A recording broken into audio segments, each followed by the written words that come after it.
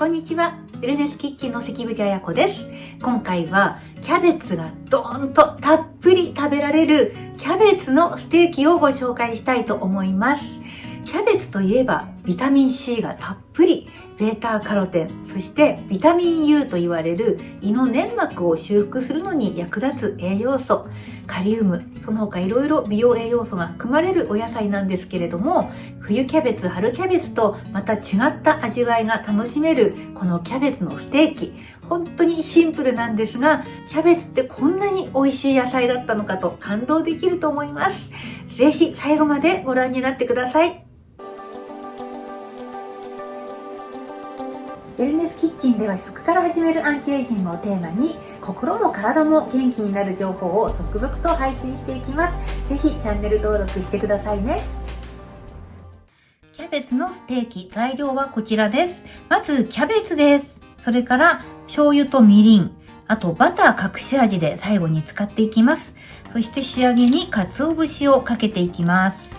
それではまずキャベツですね。この芯の部分を取ってしまうとバラバラになってしまうので、この芯ごとキャベツをくし切りにしていきます。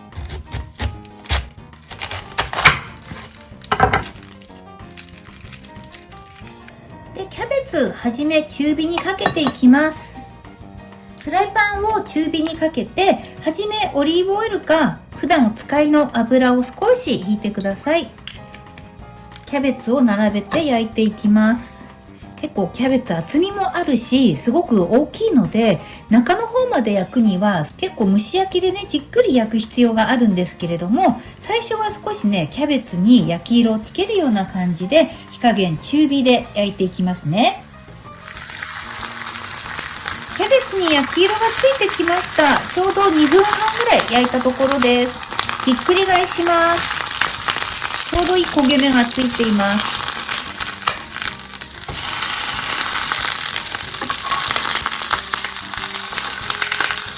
ここからはじっくり火を通していきますので、蓋をして蒸し焼きにします。火も弱めます。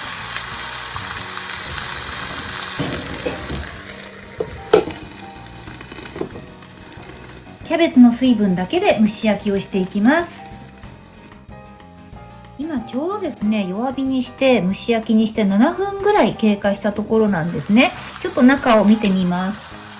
キャベツの種類とか大きさによっても焼く時間変わってくるんですけれども、ちょっと様子を見て、キャベツがね、中まで火が通ってそうであれば、ここから味付けをしていくんですけれども、場合によっては裏返してもう少し加熱をしていただいても結構です。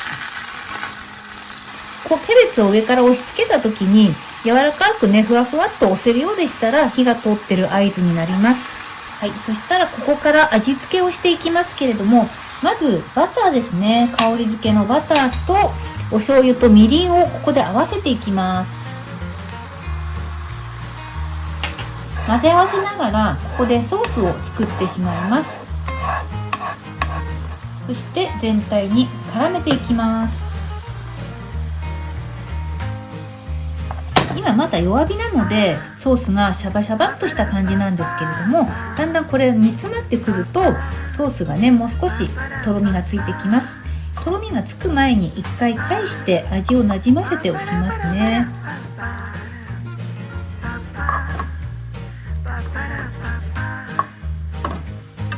はい、ひっくり返りました。ここからは火加減を中火にして、で煮汁を煮詰めていきます。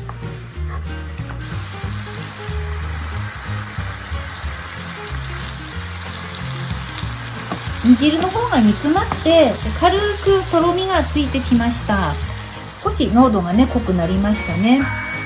キャベツからも水分が出るので、ちょっとね、煮汁が薄くなっちゃうんですよ。これをね、最後しっかりと煮詰めるところがポイントになります。一回キャベツから水分が出て、でまた煮詰まってきました。煮汁がだいぶね、煮詰まって少しとろみがついてきましたので、この辺で火を止めたいと思います。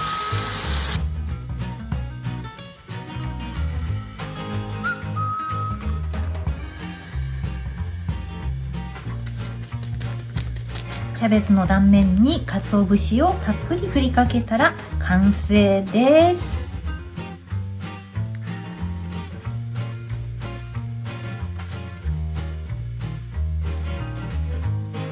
キャベツのステーキ、お味見をしてみたいと思います。立ったままで失礼いたします。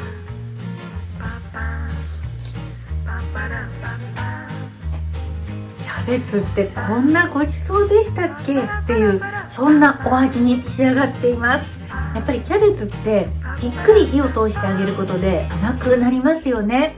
程よい歯ごたえも残っていて、バターみりん醤油、これがすごく合っています。ただ焼いただけなんですけれども、本当にね、もしかしたらキャベツを一番美味しく食べる方法って蒸し焼きかもしれません。キャベツが極限まで美味しくなってくれるレシピだと思います。ぜひ試してみてください。今回はキャベツを美味しくたっぷりいただくレシピということで、キャベツのステーキをご紹介しました。本当に豪快に大きく切って焼いたキャベツなんですけれども、味わいは本当に繊細で旨味たっぷりです。キャベツってこんなに美味しいんだなということを再認識できるレシピだと思いますので、ぜひ作ってみてください。最後までご覧いただきありがとうございました。それではまた別の動画でお会いしましょう。